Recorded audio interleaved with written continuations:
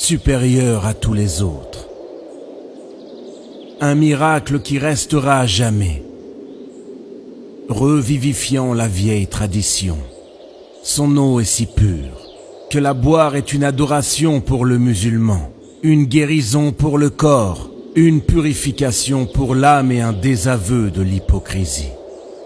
Un breuvage béni d'un Seigneur miséricordieux. Le prophète, sallallahu alayhi wa sallam, l'a béni encore plus, avec le toucher de ses lèvres. Cette même eau qui a servi à laver son cœur dans un récipient d'or. C'est un don divin pour les dévots. Une eau qui ne s'épuise jamais ni ne se dessèche. La rassasiante. Si vous avez faim, soyez son invité. Celui qui en boit régulièrement ne souffre ni de la faim, ni de la soif. Ô Zamzam, quel puits merveilleux! Un miracle intemporel et éternel. Seulement 21 mètres séparent la Kaaba du puits de Zamzam. L'embouchure du puits se trouve sur la zone de Mataf, parallèlement à la pierre noire. Il possède 2 sources qui alimentent son eau pure.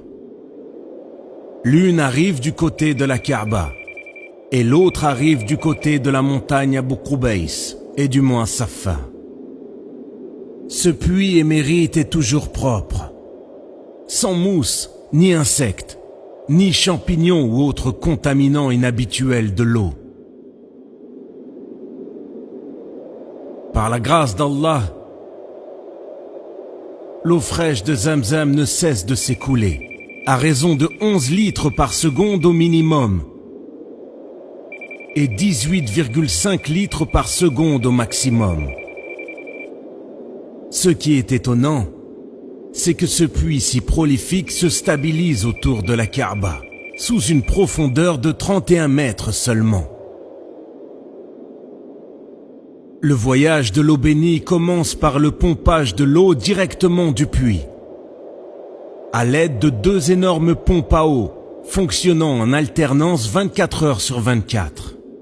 Peu après, l'eau pompée est envoyée vers le projet du roi Abdullah ben Abdulaziz pour l'eau de Zamzam à Koudey, par des canalisations spéciales pour maintenir ses caractéristiques uniques. Une eau claire et cristalline est en route vers les cœurs de ceux qui en demandent. Quant à la mosquée du prophète, sallallahu alayhi wa sallam, l'eau de Zamzam y est transportée dans des camions-citernes aux normes spécifiques. Les couvercles et leurs valves sont solidement verrouillés pour préserver l'eau de tout élément extérieur. Personne ne peut les déverrouiller à part un employé spécifique de la mosquée du prophète, sallallahu alayhi wa sallam. Habituellement, 150 000 litres